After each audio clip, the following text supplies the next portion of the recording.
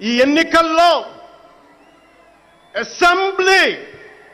Assembly గేటును కూడా తాకలేవు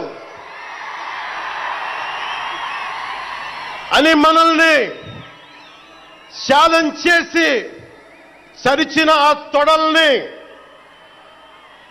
బద్దలు కొట్టాం. ఏం చేశాం?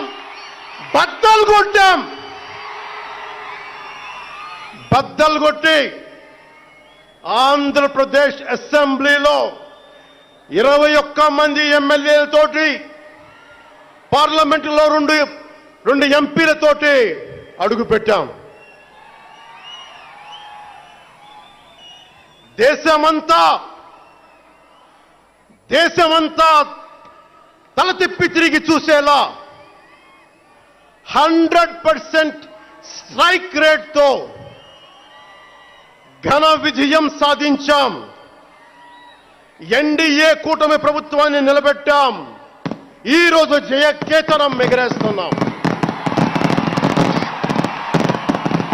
జై జనసేన, జై జనసేన, జై జై జనసేన, జై.